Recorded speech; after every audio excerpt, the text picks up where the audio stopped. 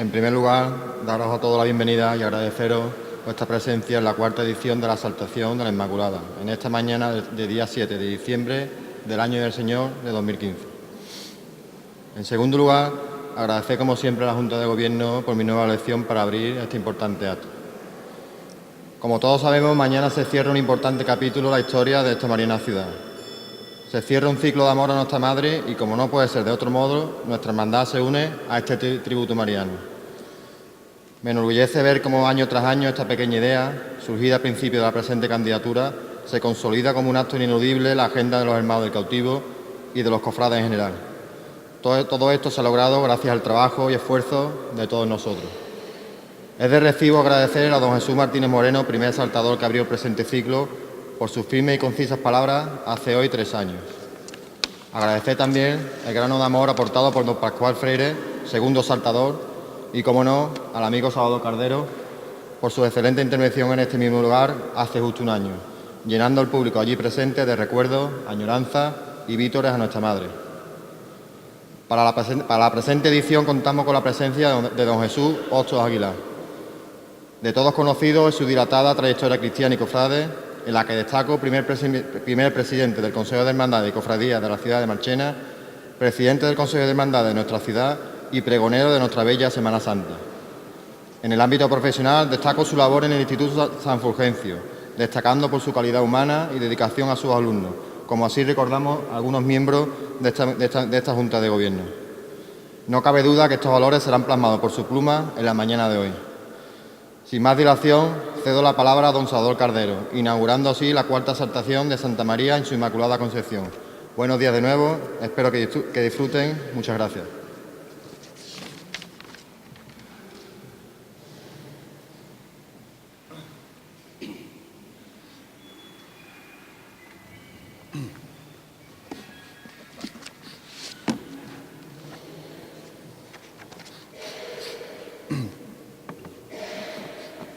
Ave María Purísima. Apareció en el cielo una señal grande, una mujer vestida de sol, la luna bajo sus pies y sobre la cabeza una corona de 2 estrellas. Y estando encinta, gritaba con los dolores del parto. Dio luz a un varón que ha de apacentar a todas las naciones con vara de hierro, y llevado ante Dios y su trono, pues él goza de la misma naturaleza divina del Padre. Reverendo señor párroco de la de Santa María y Santa Bárbara, señor vicetesorero del Consejo General de Hermandades y Cofradías de nuestra ciudad, señores hermanos mayores y representantes de las hermandades de penitencia y gloria de nuestra ciudad, representación de la sesión de la adoración nocturna ecijana, señor pregonero de la Semana Santa 2016, señor hermano mayor y junta de señores oficiales de la muy ilustre Hermandad y Cofradía de Nazarenos de la Sagrada Entrada Triunfal de Jesús en Jerusalén, nuestro Padre Jesús cautivo, nuestra Madre y Señora de las Lágrimas y Santa María en su Inmaculada Concepción. Estimado Jesús, hermano en la fe y en devoción compartida, señoras y señores, con la lectura del libro del Apocalipsis he querido iniciar esta presentación. El diccionario de la Real Academia de la Lengua Española nos define la palabra epítome como el resumen o sumario de una obra extensa que describe lo fundamental o lo más importante. Pues bien, podríamos decir que esas palabras introductorias son sin lugar a dudas el epítome de nuestra salvación. En ellas se nos muestra de una manera diáfana quiénes son los verdaderos protagonistas de la misma. El Padre como ser supremo y origen de todo lo creado. El Hijo destinado con su sacrificio a la obra redentora del género humano. Y la mujer, nuestra Madre Santísima, que se nos muestra glorificada como una nueva Eva y puente bendito hacia la salvación. Y henos aquí, Madre Purísima, en este templo, altar del cielo, tabernáculo divino, que te erigieron los hombres por amor y devoción a ti, Virgen asunta e inmaculada, y que, como expresé en la exaltación del pasado año, ha visto dar mis primeros pasos vacilantes en una fe apenas esbozada en un corazón de niño, que entre juegos y una convivencia sencilla y sincera forjaron amistades que aún hoy, gracias a Dios y a ti, Madre, perduran. Quiero reiterar mi profundo agradecimiento a la Hermandad del Cautivo, a su hermano mayor y a la Junta de Oficiales por el inmenso privilegio que me concedisteis al haberme permitido exaltar a nuestra Madre en su Inmaculada Concepción. Con ello me hicisteis el mejor regalo que a un hombre inflamado de fe mariana se le puede hacer, pues me ha permitido profundizar, meditar y ojalá imitar a la más grande de las criaturas, la Virgen Santísima. Cuando se celebran una serie de actos en torno a una efeméride concreta, el principal objetivo es dar realce, notoriedad y difusión a dicho acontecimiento. Dicho esto, tengo que referir que la organización de los actos con motivo del 400 aniversario del voto concesionista de nuestra ciudad y que se clausurarán pasado mañana, han servido sin duda a dicho fin. Los numerosos actos cultuales y culturales celebrados nos han hecho, y permitidme la expresión, vivir una puesta a punto en la vivencia de fe y amor a nuestra Madre en la vocación dulcísima de Inmaculada Concepción.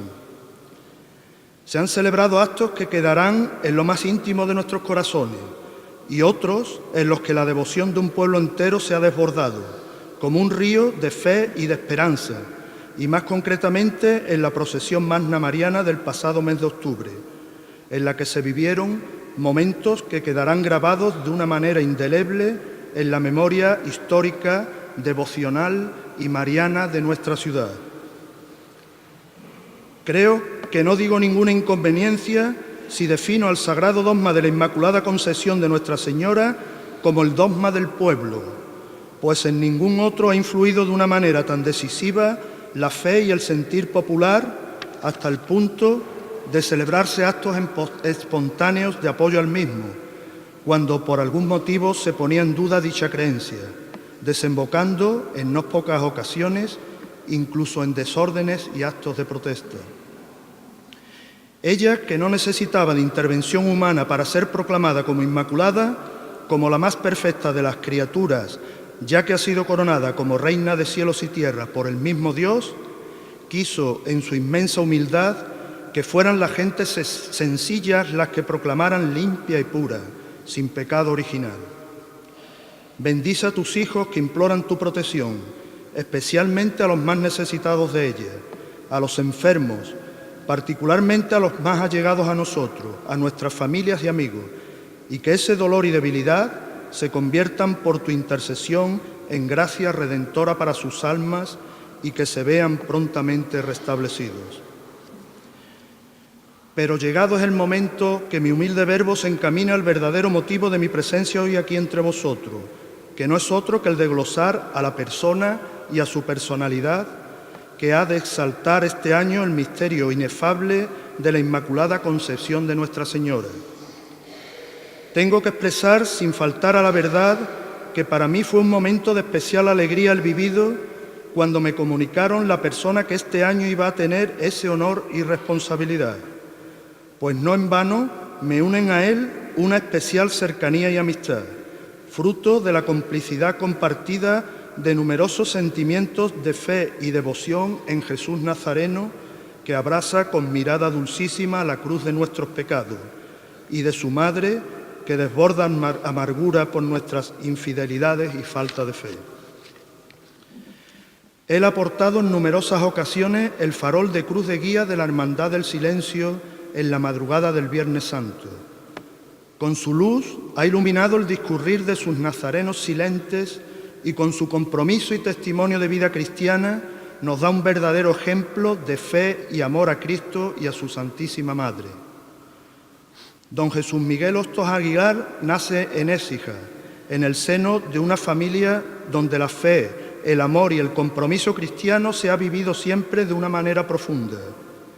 Cursa estudios en el Instituto Laboral de nuestra ciudad, obteniendo la licenciatura en Ciencias Físicas, especialidad electrónica en la Universidad de Sevilla. Inicia su labor docente como profesor interino en el Instituto de Marchena hecho capital en su vida, pues fue allí donde conoció a la que en el futuro sería su esposa.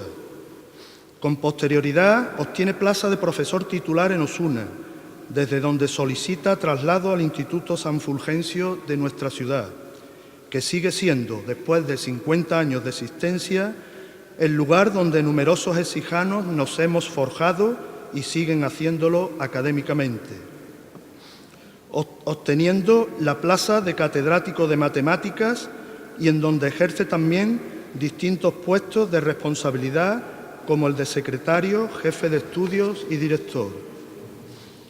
Hasta aquí el currículum profesional de nuestro exaltador, toda una vida entregada a su vocación docente y educativa. Pero la verdadera semblanza que, debido al acto que celebramos, tiene una especial relevancia, no es otro que el de sus vivencias personales, familiares y sobre todo religiosas. Jesús contrae santo matrimonio con Margarita, hija de la vecina población hermana de Marchena, fruto del cual nacen los otros amores de su vida, sus hijas Bella, Ángela María del Valle e Inmaculada, siendo además abuelo de unas nietas que sé que le tienen cautivo el corazón y que les dedica en la actualidad, dicho sea de paso, una parte importante de su tiempo de jubilado. Pero bendito tiempo, Jesús. Su currículum cofrade es de una amplitud extraordinaria. Pertenece a la nómina de hermanos de distintas y numerosas hermandades, como la de nuestra patrona, Nuestra Señora del Valle Coronada, en la que ostentó el cargo de secretario en su Junta de Oficiales, a la Hermandad del Santísimo Cristo de la Yedra, a la de la Piedad, a la de la Humildad de Marchena y a la anteriormente reseñada del Silencio de nuestra ciudad, de la que es hermano desde hace más de 50 años. Ha sido además presidente del Consejo de Hermandades y Cofradías de las ciudades de Marchena y de Écija, en esta última entre los años 1992 y 1996. Pregonero de la Semana Santa, de la exaltación de la Eucaristía y de la esperanza de la Hermandad de Confalón, todos ellos de nuestra ciudad. Es un activo participante en foros y conferencias relacionadas con las hermandades. Numerosos son sus artículos en boletines y publicaciones de entidades y corporaciones religiosas. Fruto de su profunda devoción, amor y adoración al Santísimo Sacramento, es su pertenencia a la sesión de la adoración nocturna de nuestra ciudad, ostentando en la actualidad el cargo de tesorero de la misma. Otros cargos que ha ostentado relacionados con la Iglesia son el de responsable arciprestal de catequesis y el de director de Cáritas Parroquial de Santa Cruz, siendo en la actualidad voluntario de dicho grupo. Pero el calificativo que mejor define a Jesús es el de ser un hombre de Iglesia.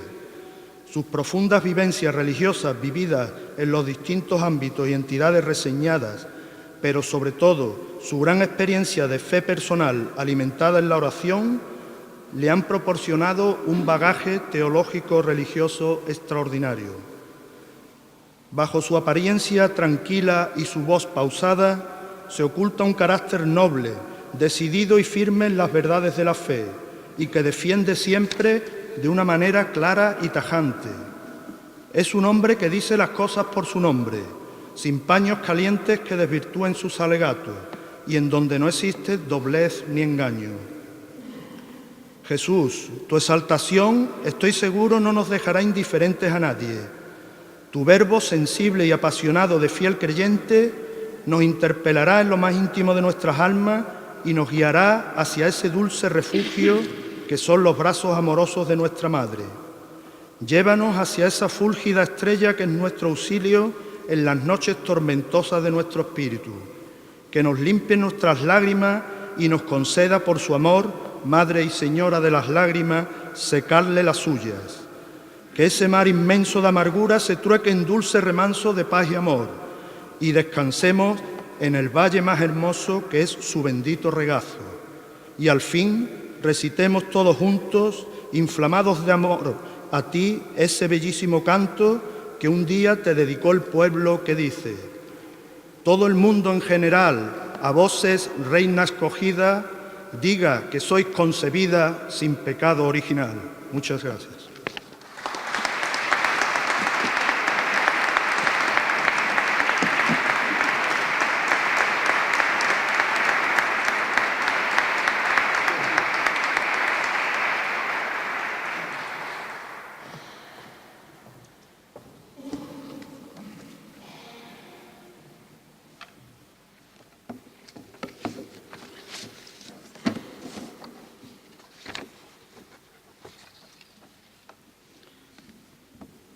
Reverendo Señor, cura párroco de Santa María y director espiritual de la Hermandad del Cautivo.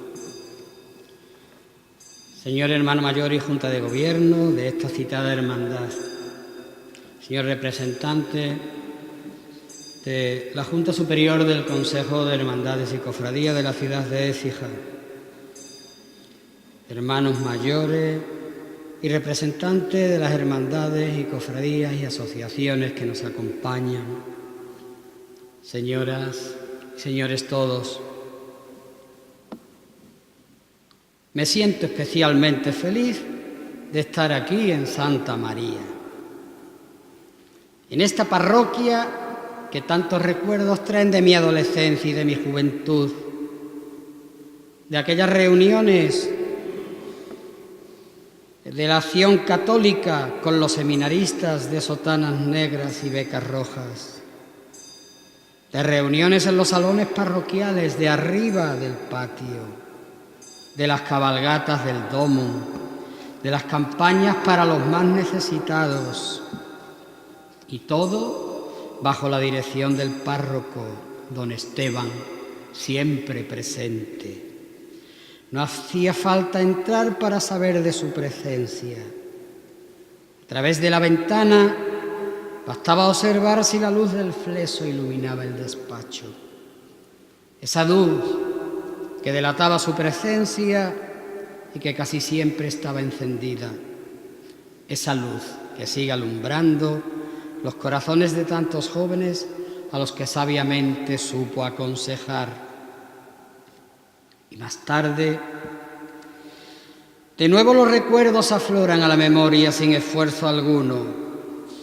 Las reuniones del Consejo de Hermandades y Cofradías que tuve el honor de presidir. En esa sala de Taca se celebraban las reuniones del Pleno de dicho Consejo bajo la dirección de don Esteban. No podía ser de otra forma. Por todo ello, mi agradecimiento no tendrá límites para el añorado y querido don Esteban Santos Peña.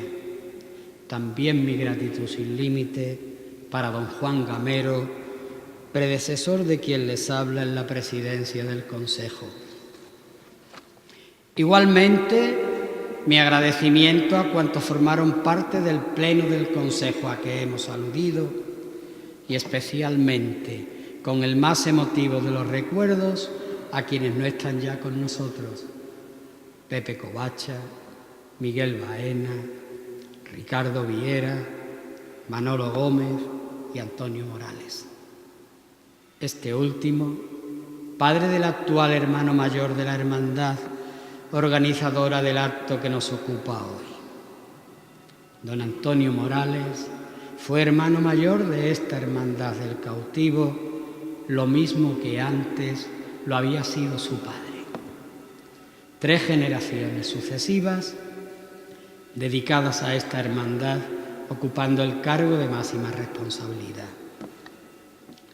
Por todo lo expuesto, y a pesar de ser consciente de las dificultades que podría conllevar ser el exaltador de la Inmaculada Concepción de María, cuando el hermano mayor de esta hermandad del Cautivo, nuestro amigo Ignacio, me lo propuso, acepté sin dudarlo un instante, pensando quizás que de esta forma correspondería a la parroquia aprovechando la ocasión que se me brindaba. Mi agradecimiento, pues, también a la ilustre y fervorosa Hermandad y Cofradía de Nazarenos de la Sagrada Entrada Triunfal de Jesús en Jerusalén, nuestro Padre Jesús Cautivo, nuestra Madre y Señora de las Lágrimas y Santa María en su Inmaculada Concepción, a su hermano mayor Ignacio Morales Guerrero y a su Junta de Gobierno por la confianza que han depositado en mi persona. Igualmente, a la vez que la felicitación, a Salvador Caldero Bermudo por la magnífica presentación que ha hecho.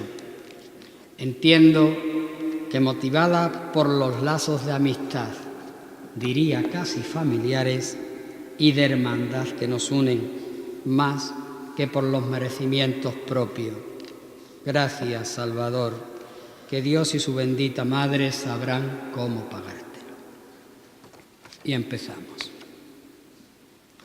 Perdido en un mare magnum de papeles, historias sobre concilios, bulas y escritos papales, etcétera, etcétera, tomé la decisión de prescindir en todo lo posible de precisiones histórico-cronológicas y buscar la manera más sencilla de compartir con vosotros unas reflexiones personales acerca de la Virgen María y de su implicación en los misterios de nuestra fe.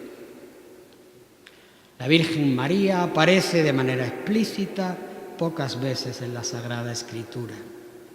Cuando lo hace como de una manera radiante, como explosiva, como todo de golpe, en un resumen que lo dice todo. Basta con recordar el fiat que dio al arcángel San Gabriel, el canto del Magníficat o la petición a su hijo en las bodas de Caná. A juicio de los expertos y teólogos, uno de los motivos de su poca aparición en los evangelios es que durante los primeros años de la Iglesia el evangelio se fue transmitiendo de manera oral. Al mismo tiempo que igual la Virgen continuaba su existencia terrenal y vivía con ellos y fue reservada por los mismos apóstoles que continuaron con ella. Ni que decir tiene que ella en su extraordinaria humildad jamás contaría algo de lo que pudiera vanagloriarse, ni presumió de nada, ni mucho menos hizo alarde de categoría alguna. Al contrario, seguía meditando y guardando estas cosas en su corazón. Y resulta sorprendente que mientras menos aparece, más se acentúa su presencia. Ella, la bienaventurada, acompañó a Jesús y estuvo con él desde que aceptó el anuncio del ángel hasta su muerte en la cruz y después, desde la resurrección hasta la gloriosa ascensión de Jesucristo a los cielos. Y los dos primeros dogmas referidos a la Virgen aparecen en el credo, tanto en el credo de los apóstoles como en el credo niceno-constantinopolitano, es decir, lo que rezamos en la misa como credo corto la mayoría de las veces y el credo largo. Y decimos en el credo apostólico: creo en Jesucristo, su único Hijo, nuestro Señor, que fue concebido por obra y gracia del Espíritu Santo, nació de Santa María Virgen. El credo, que es la síntesis de nuestra fe, ya se enseñaba en los primeros siglos de la Iglesia e incluso era obligatorio conocerlo y saberlo para aquellos que iban a ser bautizados. En este párrafo del escrito del credo apostólico aparecen tres misterios de nuestra fe relacionados y unidos indivisiblemente entre sí: Jesús, Dios y hombre verdadero, y Santa María, Virgen y Madre de Dios. Así que los apóstoles, en los primeros años de la Iglesia, transmitieron ya que María era Virgen y Madre de Dios. Si Jesucristo es la segunda persona de la Santísima Trinidad, o sea, es Dios, su madre es Madre de Dios. Pero ya en los siglos III y IV aparecen en el seno de la Iglesia incluso las discrepancias acerca de la naturaleza de Jesús. Que si la naturaleza humana está separada de la naturaleza divina, que si la naturaleza divina la adquiere después de haber nacido, etc. Estas teorías hacen que se convoquen hasta 3 concilios: Nicea, Constantinopla y Éfeso, en los que se condenan como herejías aquellas teorías que no acepten que la divinidad de Jesucristo y su humanidad vayan unidas desde el mismo momento de su encarnación en el anuncio del ángel. Trae todo lo expuesto como consecuencia que la Virgen María es Madre de Dios como lo es también Madre de hombre.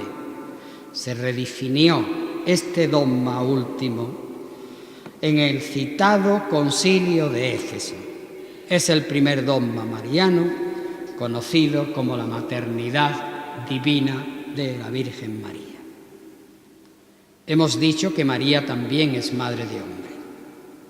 El Hijo del Hombre tenía que nacer en una familia humana para cumplir las costumbres y los preceptos de la época. Y además, según la Escritura, el Mesías tenía que ser del linaje de David. En el inicio del Evangelio de San Mateo, los ascendientes de Jesús, dice: libro de la generación de Jesucristo, hijo de David, hijo de Abraham. Y dice: Abraham engendró a Isaac, Isaac engendró a Jacob, Jacob engendró a Judá y sus hermanos, Judá engendró a Farés, y sigue hasta 14 generaciones, hasta David. Después de David, David engendró a Salomón, de la mujer de Uría, Salomón engendró a Roboam, y así 14 generaciones más hasta la cautividad del pueblo judío en Babilonia. Y desde la cautividad hasta Jesucristo también 14 generaciones más. Y en las últimas, hasta llegar a José, dice: Matán engendró a Jacob, y Jacob engendró a José, el esposo de María, de la cual nació Jesús, el llamado Cristo. No dice que José engendró a, como en las anteriores generaciones, sino que de María nació Cristo, carne mortal y divinidad indisolublemente unidas, como acabamos de exponer. ¡Cuánta sabiduría la de Dios! Sabiduría que nos sobrepasan, como dice el apóstol en su carta a los romanos, en la profundidad de los juicios de Dios.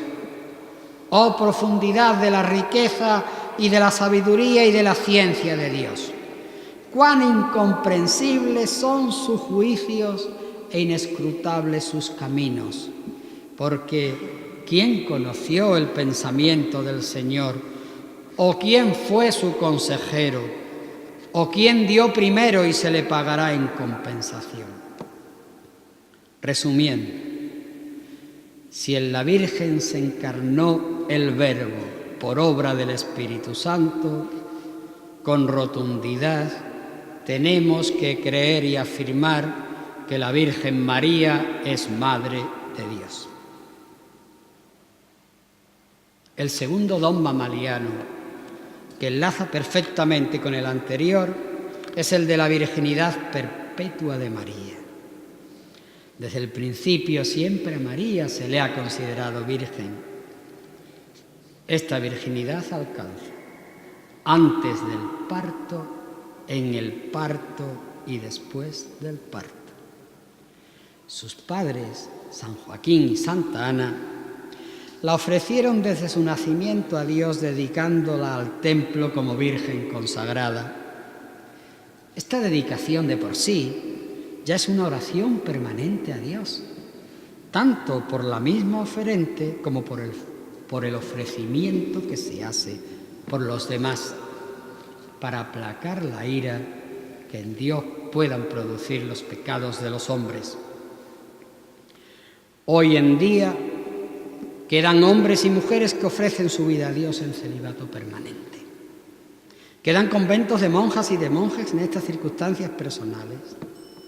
Y también quedan grupos de mujeres seglares que ofrecen su virginidad a Dios y a su Iglesia, a pesar de los tiempos que corren y de las dificultades que entraña el hacer pública esta forma de vida. Son las llamadas vírgenes de la Iglesia que ofrecen su vida a Dios renunciando al matrimonio y viviendo en castidad, dedicadas a una vida civil con total normalidad. Esta forma de vida es ofrecida por todos nosotros en sacrificio de expiación por las ofensas que se cometen contra Dios. Y los católicos, en justa correspondencia, deberíamos reconocer el mérito que tiene llevar esta forma de vida y dedicar de vez en cuando alguna oración por ellas, para que continúen en el camino que ya iniciara la misma Madre de Dios. Pero, ¿qué milagro tuvo que ocurrir en aquella cueva de Belén para que digamos de nuestra Madre Santísima que también mantuvo su virginidad en el parto? La Madre de Dios no podía quedar magullada en lo más mínimo, ni siquiera biológicamente, entiéndanme bien, ni siquiera biológicamente por efecto del nacimiento del Hijo. La que en su seno había llevado a Dios es Dios mismo quien la protege de cualquier perjuicio físico que el parto pudiera producir en ella. Fue un parto milagroso. Y por mucho que especulemos sobre lo ocurrido, solo nos queda aceptar que estas cosas ella las seguía guardando en su corazón. Lo que para el razonamiento humano parece imposible, lo que tenemos que admitir es que para Dios no hay nada imposible. Y después del nacimiento de Cristo, la Virgen siguió siendo virgen. Nadie duda de ello. Estas enseñanzas son admitidas, aceptadas y enseñadas desde la Iglesia primitiva, considerando como dogma de fe la virginidad perpetua de la Virgen María. Pero la controversia, siempre presente hasta en el seno mismo de la Iglesia, hace que el Papa Pablo IV tuviera que reconfirmar este dogma mariano el 7 de agosto de 1555 en la Constitución Cunquorandum dentro del Concilio de Trento. El tercer dogma mariano es el que se refiere a la Inmaculada Concepción de María. Vamos a clausurar el próximo día 8 de diciembre el año jubilar mariano concedido por su santidad el Papa Francisco con motivo del voto concepcionista con el que se pronunció la ciudad de Écija hace 400 años. Desde que el señor arzobispo abrió las puertas de la parroquia mayor de Santa Cruz para iniciar el año jubilar, qué cantidad de acontecimientos se han celebrado. ¿Para qué vamos a repetir el itinerario anual que hemos vivido? ¿Cuántos sentimientos han conseguido que hasta las lágrimas afloraran a nuestros ojos? ¿Y para qué hablar de la Magna Mariana, si hasta el arco iris hizo arco de triunfal a las imágenes de la Virgen para mayor gloria de la Madre de Dios? Utilizando una expresión coloquial, todo ha salido a pedir de boca. Y por supuesto, deseamos finalizar el año jubilar con los besamanos a nuestras imágenes de la Virgen que hoy se inician, que con la solemne clausura de pasado mañana haremos el punto y final. Pero volviendo a la reflexión a la cual hacíamos referencia al principio, cabe preguntarse: ¿pero qué significado tiene la Inmaculada Concepción de María? Mirando el calendario vemos como desde el 8 de diciembre hasta el 8 de septiembre, día que celebramos la Natividad de la Virgen, o sea, su nacimiento, transcurren exactamente 9 meses. Una gestación perfecta que tuvo que tener Santa Ana, la Madre de la Virgen. Un embarazo perfecto, porque Dios tenía que conservar en la perfección a quien había de llevarlo en su seno. Cuenta la tradición que la Virgen María fue engendrada por un beso que se dieron San Joaquín y Santa Ana. Si hubiera sido así, qué elegante y poética manera de expresarlo. Pero hay que profundizar un poco más. No ocurrió así. La creencia en el nacimiento de María sin pecado original ha estado siempre presente en el pueblo cristiano desde los primeros siglos de la Iglesia. Escritos de los santos padres refiriéndose a este tema así lo atestiguan.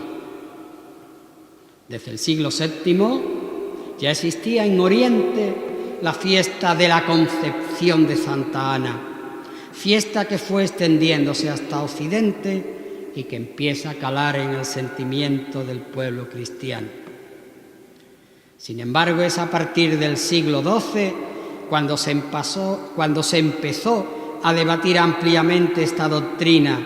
Este debate duraría casi 7 siglos debido a la división existente entre los no partidarios de la Inmaculada, llamados maculistas, con mancha, y los que estaban a favor, denominados inmaculistas, aunque bien es verdad que de la santidad de María nunca llegó a dudarse, ni tampoco se dudó de que estuviera llena de gracia durante toda su vida. Esta división fue tan grande que el Papa Sixto IV en 1476, antes del descubrimiento de América, después de definir solemnemente esta festividad, tuvo que intervenir directamente en la discusión, llegándoles incluso a prohibir que se llamasen herejes unos a otros como lo hacían mutuamente. Ni siquiera en el Concilio de Trento, que fue convocado por la Iglesia para tratar de la escisión provocada por la Reforma Protestante, y a pesar de ser el concilio en el que más cuestiones dogmáticas fueron aprobadas, pudo sacar adelante que fuese considerado como dogma la Inmaculada Concepción de María. Y siguió la discusión de los teólogos. Sí estaban de acuerdo todos en que la Virgen María no tenía el pecado original, pero que si se le quitó en el momento de pronunciar el sí en la Anunciación, que si se le quitó en el momento de ser concebida como Madre de Dios, que si fue concebida así, entonces también la madre de la madre y la madre de la madre hasta llegar a Eva. Y así seguían las discusiones. Los creyentes sí supieron de qué lado estar desde el primer momento. Los tumultos populares que se formaban cada vez que algún clérigo en su predicación negaba la Inmaculada Concepción de María, indicaban hasta qué punto había calado el sentimiento inmaculista en el pueblo llano. Y se sucedieron los acontecimientos que de todos son conocidos. Las coplillas que no vamos a repetir, el voto pionero entre los ayuntamientos, de nuestro ayuntamiento de Écija en defensa de la Purísima, y los que después siguieron, los patronazgos, patrona de España, patrona de la Infantería, patrona de la farmacia, patrona de muchísimas instituciones más, que fueron poniéndose bajo la protección de María Inmaculada. Las hermandades tampoco podían quedarse atrás, como siempre anduvieron en primera línea de combate. Ya desde 1615 también se definieron profundamente inmaculistas, hasta el punto de realizar solemne voto y juramento de proclamar, creer y defender, hasta derramar su sangre si preciso fuere, que la Virgen María Santísima fue concebida sin pecado original. Sin temor a equivocarse, se puede afirmar que son muy pocas las hermandades y cofradías que no contemplan en sus reglas la defensa de la Purísima Concepción. Creo que ninguna. Bien desde el principio de sus fundaciones o bien en las renovaciones de reglas que se han realizado. Como ejemplo de ello, esta misma Hermandad del Cautivo, que como sabemos incluye en su título el glorioso nombre de Santa María en su Inmaculada Concepción. Dios se vale de la concupiscencia de la carne para la procreación del género humano. El pecado original con que nacemos es consecuencia de la desobediencia de Adán y Eva en el paraíso terrenal. Este pecado, heredado de nuestros primeros padres, lo adquirimos desde el momento de ser concebidos a causa de la inclinación de la carne, aun a pesar de la concupiscencia lícita de la unión matrimonial como sacramento. Nacemos con él y, sin embargo, no se aprecia nada que dé indicio de ello. No es nada físico, sino que es una mancha, mácula heredada en el alma y en el corazón, que nos acompaña desde el mismo instante en que somos concebidos y que se quita con el sacramento del bautismo. Pues bien, si Dios había preservado a la Virgen en su estado físico para ser su madre y después también por haberlo sido, ¿cómo no habría de preservarla espiritualmente? ¿Acaso iba a dejar que tuviese alguna mancha como nosotros los demás mortales? Por supuesto que no. Un no que nos lleva a la siguiente afirmación. La Virgen María fue concebida sin pecado original. La concepción de María es obra de Dios. Se hizo con la intervención divina y así ha sido revelado por Dios mismo. Por todo lo expuesto, la Virgen María no nació de la unión en el amor de San Joaquín y Santa Ana. Es otro de los misterios de nuestra fe. Los medios de lo que tuvo que valerse el Creador para que la Virgen fuese concebida fue precisamente el centro de la división creada entre los que se posicionaban a favor o contrarios a la purísima concepción de María. Los expertos de entonces, en sus discusiones acerca de la Inmaculada, utilizaron un lenguaje mucho más directo que incluso podrían llegar a escandalizarnos. Sin embargo, el lenguaje con el que la Iglesia nos los transmite es de tal precisión que jamás movería escándalo entre sus fieles. Por diversas razones relacionadas con las escisiones producidas en la Iglesia, protestantes y ortodoxos que no aceptaban y siguen aún sin aceptar este dogma mariano, se fue retrasando la decisión que había que tomar.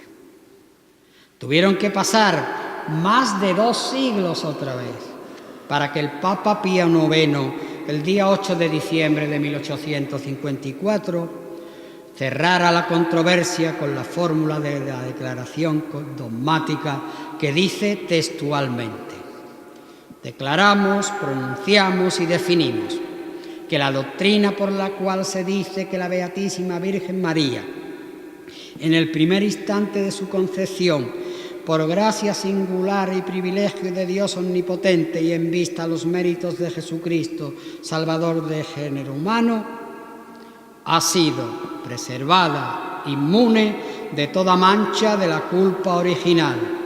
Es revelada por Dios y por lo tanto debe creerse firme y constantemente por todos los fieles. Con delicadeza y finura exquisita se pronunció el Papa, pero este pronunciamiento no fue motivado solamente por la presión popular que desde tantas instituciones y personalidades importantes de la época se ejercieron sobre el Vaticano. Esta verdad de fe así expresada, lo hemos dicho antes, es revelada por Dios, puesto que la declaración dogmática está hecha sin duda con las orientaciones emanadas del Espíritu Santo, que utiliza la infalibilidad del sucesor de Pedro cuando habla ex cátedra en cuestiones de fe y moral. Los católicos tenemos que creer y aceptar este dogma tal y como nos lo enseña la Iglesia. Por eso tenemos que decir: creo firme y constantemente en la concepción inmaculada de Santa María Virgen. Y el cuarto dogma mariano es aquel que se refiere a la titular de esta parroquia de Santa María en su Asunción gloriosa, como reza el título que aparece tras el monumento principal que aquí se levanta: Asunta es María in Coelum. Fue promulgado por el Papa Pío XII en la Constitución Munificentissimus Deus el día 1 de noviembre de 1950, medio siglo apenas. No ha sido definido, pues, en ningún concilio ecuménico. Quizás sea el dogma mariano que menos controversia ha despertado en el seno de la Iglesia. Ya los ortodoxos, desde muy antiguo, celebraban como fiesta el día 15 de agosto la Asunción de María. Esta fiesta, conocida en Oriente como la Dormición de la Virgen, fue transmitida a Occidente y ya en el siglo VI aparecen testimonios de que Cristo se presentó por segunda vez ante los apóstoles, una vez que éstos hubiesen depositado el cuerpo de María en el sepulcro, y ordenó que el santo cuerpo fuese tomado y llevado al paraíso sobre una nube. Sin embargo, los santos padres que se refieren desde antiguo a este misterio no terminan de pronunciarse sobre si fue llevada al cielo antes de su muerte o después. Equivalente diferencia de opinión a si fue introducida o no en un sepulcro. Veamos lo que dice con exactitud la proclamación del dogma asuncionista.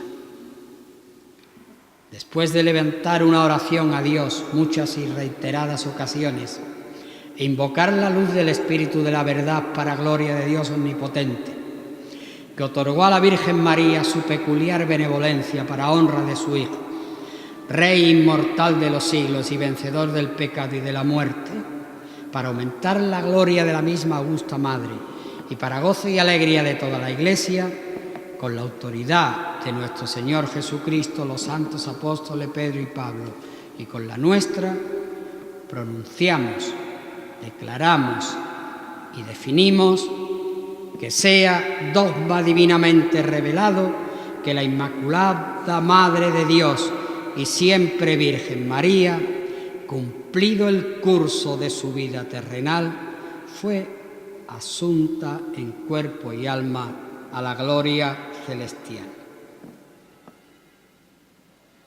Deja deliberadamente abierta la discusión sobre si María fue llevada al cielo en vida o después de su muerte.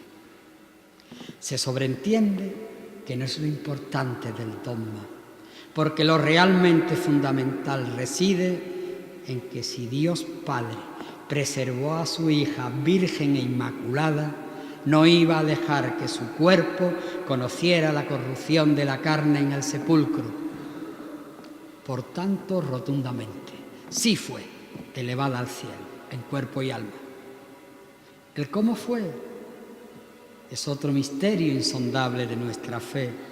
Y volvemos de nuevo a lo de siempre. Queremos conocer cómo piensa Dios mediante el pensamiento de los hombres. ¿O es que si Dios lo hubiese querido, no iba a dejarlo revelado de otra forma más explícita? Hace pocos años vi una película acerca de la vida de la Virgen María, por supuesto en la 13 de Teo.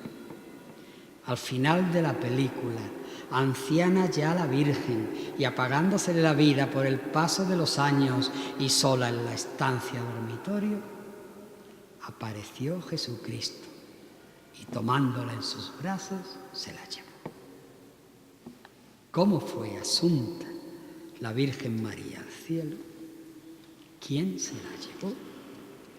Ha quedado abierta la puerta a la imaginación y a la fantasía de los creyentes, con la seguridad de que en el corazón de cada uno lo que realmente imperará será el amor que le tenemos a ella.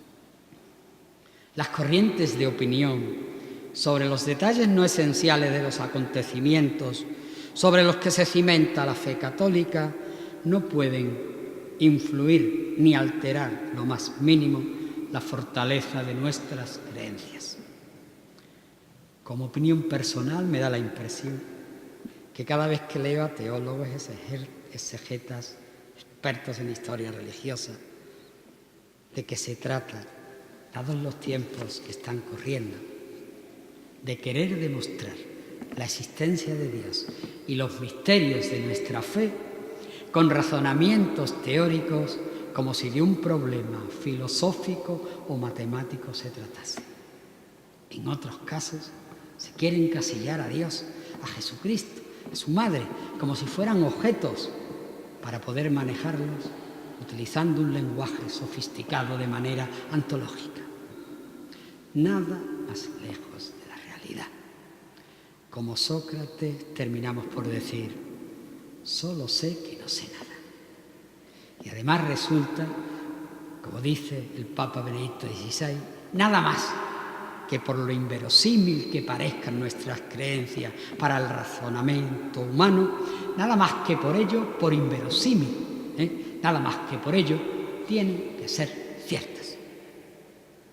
Maternidad divina, virginidad perpetua, concepción inmaculada y asunción gloriosa. Es aquí los 4 dogmas marianos que modestamente hemos tratado de resumirles. Pero además la Virgen María cooperó con Cristo en la obra de la redención. De ahí que la Iglesia Católica siga con otras muchas enseñanzas no dogmáticas tan importantes como las anteriores. Por citar algunas, decir que María es nuestra madre, es madre nuestra, madre de todos los creyentes. Es mediadora universal porque intercede ante su Hijo por nosotros. Es corredentora, es reina de cielos y tierra coronada al llegar al cielo, y otros muchos títulos y privilegios que los papas han ido definiendo en sus encíclicas, pero que todavía no han sido declaradas como dogmas de fe, cuestiones del ecumenismo, aunque nosotros, los católicos, sí creemos firmemente y cuyas reflexiones sobre ella harían demasiado extensa la labor que aquí nos ha traído. Habíamos dicho anteriormente que pasado mañana se celebra el Día de la Concepción Purísima de María, solemnidad para todo el orbe católico. En esta iglesia, la Hermandad del Cautivo está celebrando triduo solemne que terminará con función principal y procesión de la Virgen Inmaculada al término de la Eucaristía y función principal del día 8. Igualmente, también lo hemos expresado con anterioridad, se clausurará el Año Santo Mariano en nuestra ciudad. En el mismo día, el Papa Francisco ya habrá abierto la puerta santa del Vaticano para celebrar en todo el orbe católico el Año Santo Jubilar de la Misericordia Divina. Dios es Padre misericordioso y nos invita en este año a la reconciliación con Él. Ni soy la persona adecuada, ni tampoco me parece el momento propicio para hablar de todo lo que va a significar el inminente jubileo. Solamente expresar lo que dice el Santo Padre, con brevedad. Estamos viviendo el tiempo de la misericordia. Este es el tiempo de la misericordia. Hay tanta necesidad hoy de misericordia y es importante que los fieles laicos la vivan y la lleven a los diversos ambientes sociales. Adelante. Esto dice el Papa. Este año santo promoverá en todo el mundo la apertura extraordinaria de las iglesias y favorecerá la celebración del sacramento de la penitencia. El lema del año jubilar lo expresa San Pablo en su carta a los Efesios: Dios rico en misericordia. Pero los últimos acontecimientos ocurridos a nivel internacional desbordan nuestra razón al mismo tiempo que nos horroriza. Utilizar el nombre de Dios para justificar la violencia es un sacrilegio. La violencia en nombre de Dios es blasfemia. Lo ha dicho el Papa, igual que ha dicho que el terrorismo nace de la pobreza en el mundo. Para los seguidores de Cristo y de su bendita Madre, lo que nos espera no es sino la confirmación de las palabras del Maestro. Bienaventurados seréis cuando os injurien, persigan y mintiendo digan mal contra vosotros por causa mía. Alegraos y regocijaos porque vuestra recompensa será grande en los cielos, pues también persiguieron a los profetas antes que a vosotros. Y es que la cruz de Cristo sigue siendo la de siempre. No ha variado con el paso de los siglos. Y si fue escándalo para los judíos y necedad para los gentiles, hoy está de plena actualidad en un mundo cada vez más apartado de la religión. Pero, ¿qué daño puede hacer a los demás una doctrina que está basada únicamente en el amor? Sí, amor con mayúsculas, amor al prójimo, incluso amor a los enemigos.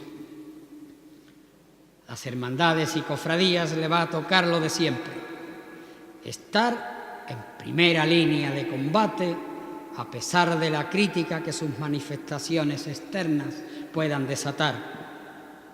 Estamos haciendo todos comentario sobre lo que es la medida justa de culto, de funciones principales y secundarias, actos cofrades, pregones, exaltaciones, salidas extraordinarias, tiempos para realizar la estación de penitencia, etcétera, etcétera.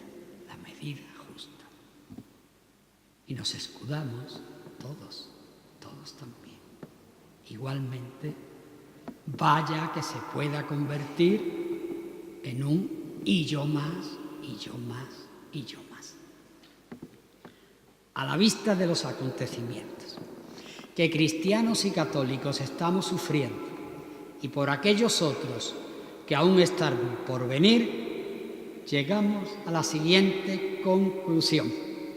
Si algo está sobrando en el mundo cofrade, es el ego que significa ese yo, y suprimirlo por un y más, y más, y más, porque de todo lo que hagamos en honor, gloria y alabanza de Cristo y de su bendita Madre, seremos largamente recompensados.